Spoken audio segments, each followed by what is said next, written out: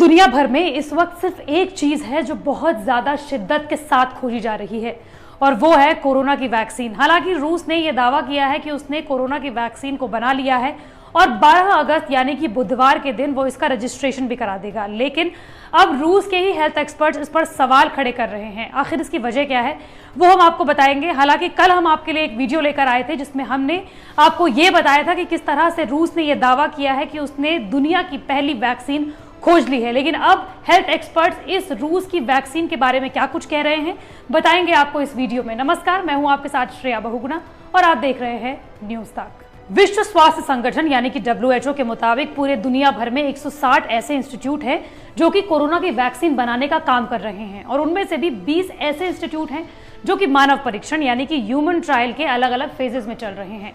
ऐसा लग रहा है कि जैसे कोरोना की वैक्सीन बनाना कोई रेस जैसा हो और रूस ने यह दावा किया है कि वो इस रेस में नंबर 1 पर है। लेकिन क्या वाकई में ये कोई रेस है?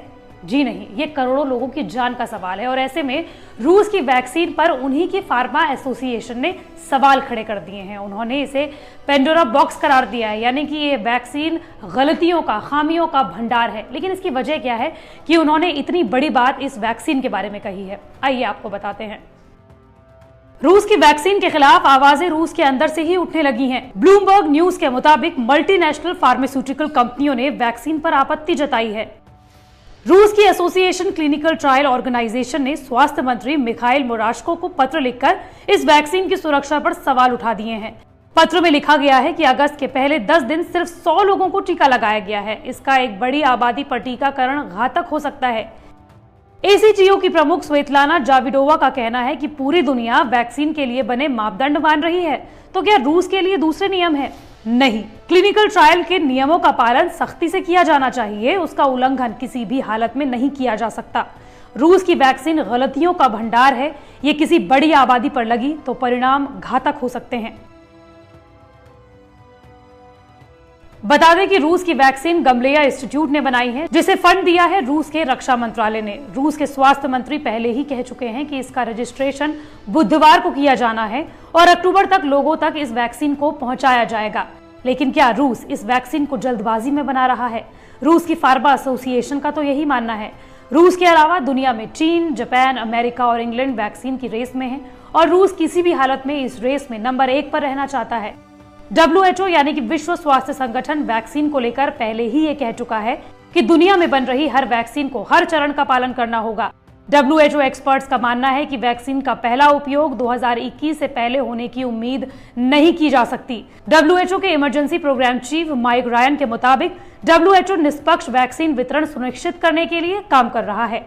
लेकिन इस बीच वायरस के प्रसार को रोकना महत्वपूर्ण है क्योंकि दुनिया भर में रोज मामले तेजी से बढ़ रहे हैं। लेकिन रूस की वैक्सीन पर सवाल आखिर उठ क्यों रहे हैं? दरअसल रूस के दावे को समर्थन करने के लिए अब तक कोई वैज्ञानिक साक्ष्य नहीं है।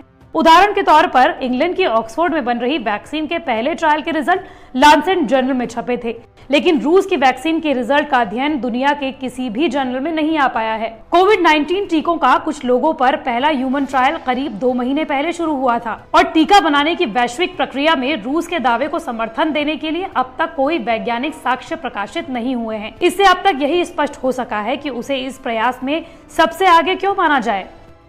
रूस स्पुतनिक, जो कि धरती का पहला कृत्रिम उपग्रह था, उसी की तरह इसे प्रचारित कर जीत हासिल करने की सोच रहा है, जो विश्व के पहले उपग्रह जो कि 1957 में सोवियत संघ के प्रक्षेपण की याद दिलाए। लेकिन वैक्सीन में जल्दबाजी कई लोगों की जान पर बना सकती है। आपको बता दें कि कोरोना से सबसे ज्यादा प्रभावित देशों की लिस्ट में अमेरिका सबसे ऊपर है। यहाँ अब तक 52 लाख से ज्यादा लोग संक्रमण के शिकार हो चुके हैं, जबकि 1,66,000 से ज्यादा लोगों की कोरोना की वजह से जान जा चुकी है। वहीं बीते दिनों दुनिया में सबसे ज्यादा कोरोना के मामले भारत में सामने आए हैं और सबसे ज्यादा कोरोना से लोगों की मौत भारत में हुई है। रूस इस लिस्ट में 8 लाख कोरोना केसेस के साथ चौथे नंबर पर है।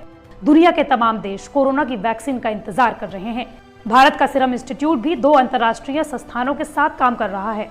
हालांकि अमेरिका, ब्रिटेन समेत कई देश रूस के इस दावे को संशय भरी निगाहों से देख रहे हैं।